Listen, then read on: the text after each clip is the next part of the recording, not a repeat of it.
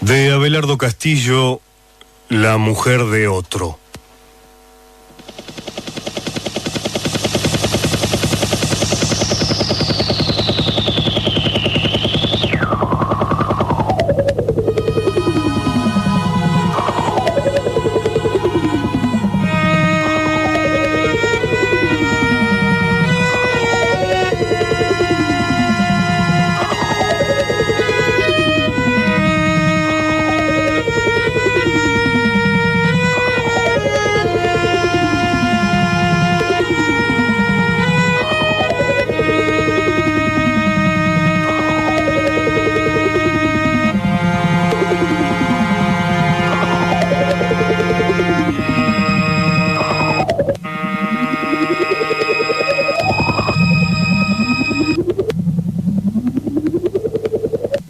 Supongo que siempre lo supe.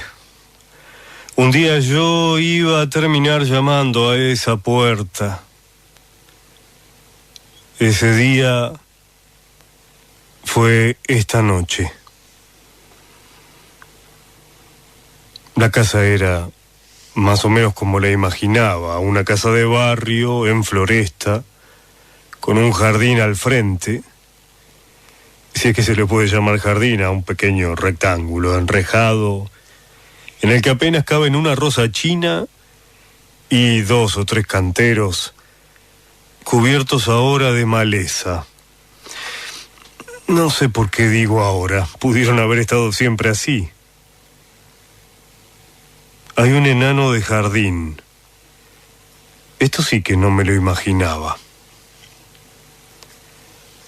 El marido de Carolina me contó que lo había comprado ella misma un año atrás. Carolina había llegado en taxi una noche de lluvia. Dejó el automóvil esperando en la calle y entró en la casa como una tromba. «Tengo un auto en la puerta y me quedé sin plata», le dijo. «Págale, por favor, y de paso bajá el paquete con el enano».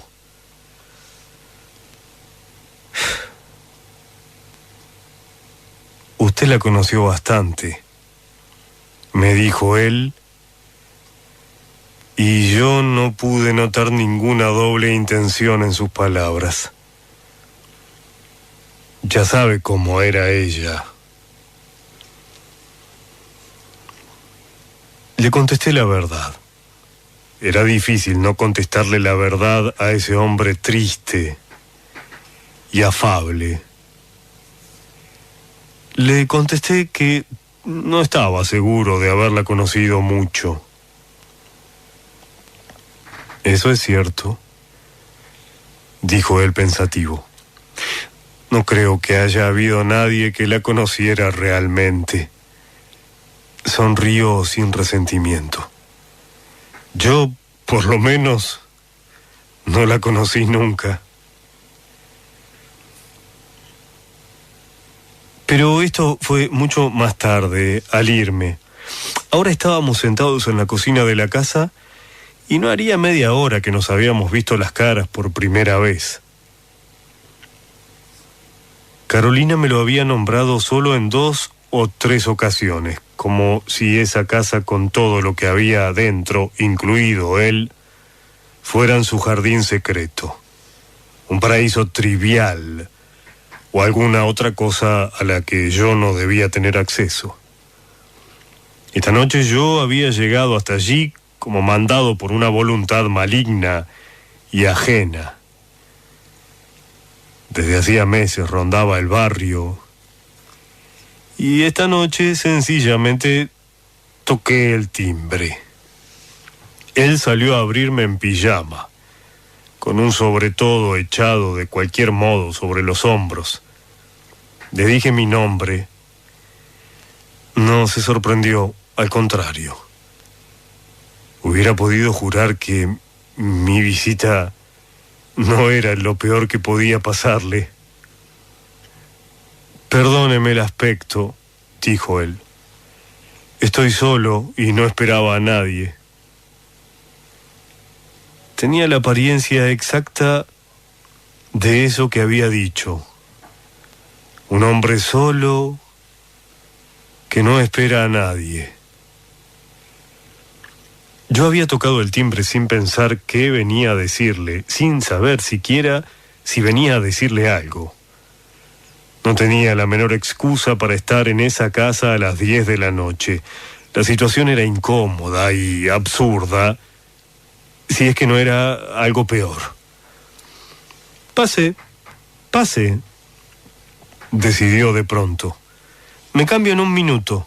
No, por favor.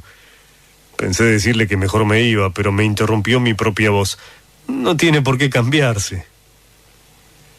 Solo me faltó agregar que podía andar vestido como quisiera, que al fin de cuentas el marido de Carolina había sido él y que esta era su casa.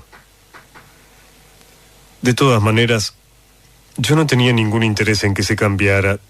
Tal vez haría bien en callarme lo que sigue, pero sentí que cualquier cosa que fuera lo que yo había venido a buscar me favorecía estar bien vestido frente a ese hombre en pantuflas y con un sobretodo encima del saco del pijama. Eso al llegar. Ahora las cosas habían variado sutilmente. Él estaba de verdad en su casa, en su cocina, junto a una antigua estufa de hierro, confortablemente enfundado en su pijama, y yo me sentía como un embajador de la luna. ¿Toma mate?, me preguntó con precaución. Es increíble, pero le dije que sí. Tomar mate era un modo de permanecer callado, de darse tiempo. Carolina, con toda su suavidad y sus maneras, a la mañana, a veces también tomaba mate. Era muy cómica. Chupaba la bombilla con el costado de la boca, como si jugara a ser la protagonista de una letra de tango. No era eso. Tomaba mate con cara de pensar. Usted se preguntará qué vine. No, nunca me pregunto demasiadas cosas. Y siempre supe que algún día íbamos a encontrarnos. Sonrió con los ojos fijos en el mate. Pero ya que lo dice, ¿a qué vino? Quise sentir agresión o desafío en su voz. No pude. La pregunta era una pregunta literal, sin nada detrás. O con demasiadas cosas. Como aquello de la cara de pensar de Carolina, por ejemplo. Yo conocía y amaba esa cara. La había visto al anochecer en alguna confitería apartada, mientras ella miraba a su fantasma en el vidrio de la ventana, sorbiendo una pajita. La había visto de tarde en mi departamento, mientras ella mordía pensativamente un lápiz, cuando me dibujaba uno de aquellos mapitas o planos de lugares y casas en los que había vivido de chica. Casas y lugares que por alguna razón parecían estar más allá de las palabras y de los que siempre sospeché que jamás existieron, o no en las historias que ella contaba. Bueno, sí, yo también había mirado muchas veces esa cara ausente y desprotegida, más desnuda que su cuerpo, pero nunca la había mirado de mañana mientras Carolina tomaba mate. Pensé que tal vez debería estar agradecido por eso, sin embargo no me resultó muy alentador. Me iba a pasar lo mismo más tarde con la historia del enano. Él acababa de preguntarme a qué había venido. No sé. Hice una pausa. La palabra que necesité agregar era deliberadamente malévola. Curiosidad, dije. Me doy cuenta, murmuró él. No sé qué quiso decir, pero causaba toda la impresión de que sí, de que en efecto se daba cuenta. Llegué a mi departamento después de la 1 de mañana. lo que significa que estuve con él cerca de 3 horas. Sin embargo, no recuerdo más que fragmentos de nuestra conversación, fragmentos que en su mayor parte carecen de sentido. Hablamos de política, de una noticia que traía el diario de la noche, la noticia de un crimen. Hablamos de la inclemencia del invierno en Buenos Aires. Ahora tengo la sensación de que casi no hablamos de Carolina. En algún momento él me preguntó si yo quería ver unas fotos. ¿Fotos?, dije. No pude dejar de sentir que esa proposición encerraba una amenaza. Imaginé un álbum de casamiento, fotografías de Carolina en bikini, fotografías de los dos riéndose o abrazados. Sabe Dios qué otro tipo de imágenes. Fotos, repitió él. Fotos de Carolina. Hice uno de esos gestos vagos que pueden significar cualquier cosa. Es un poco tarde, dije. No son tantas, dijo él poniéndose de pie. Hace mucho que no las miro. Salió de la cocina y me dejó solo. Yo aproveché la tregua para observar a mi alrededor. Intenté imaginar a Carolina junto a esa mesada, o en puntas de pie tratando de alcanzar una cacerola, un hervidor de leche. Tal vez era algo como eso lo que yo había venido a buscar a esa casa. En una de las paredes vi 2 cuadritos muy pequeños. Me levanté para mirarlos de cerca. No me dijeron nada. Eran algo así como mínimas naturalezas muertas, ínfimas cocinas dentro de otra cocina. ¿Cómo saber si ella los había colgado? ¿Cómo saber si habían significado algo el día que los eligió?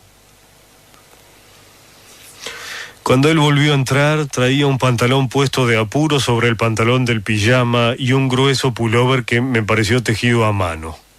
Traía también una caja de cartón. Se sentó un poco lejos de mí y me alcanzó la primera fotografía. Carolina sola, detrás unos árboles que podían ser una plaza o un parque. Descartó varias y me alcanzó otra. Carolina sola, arrodillada junto a un perro patas arriba. Miró 3 o 4 más, una de ellas con mucho detenimiento. Las puso debajo del resto en el fondo de la caja y me alcanzó otra. Carolina sola. Entonces sentí algo absurdo. Sentí que ese hombre no quería herirme. Esta es linda, dijo. Carolina junto a un buzón se reía. Sí, dije sin pensar. Era difícil verla reírse así. Él me miró con algo parecido al agradecimiento. Nunca había vuelto a mirarlas, solo es distinto. Usted no está en ninguna de las que me mostró, le dije. Bueno, yo era el fotógrafo, dijo él.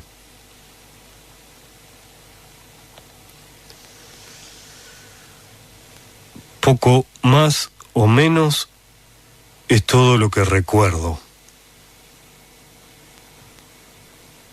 O todo lo que sucedió esta noche. Le dije que tenía que irme y él me acompañó hasta la puerta de la entrada, no hasta la verja. Fue en ese momento cuando me contó la historia del enano. Después yo estaba descorriendo el cerrojo de hierro y oí su voz a mi espalda. Era muy hermosa, ¿no es cierto? Salí, cerré la verja y le contesté desde la vereda. Sí, le dije. Era muy hermosa. Me pidió que volviera algún día.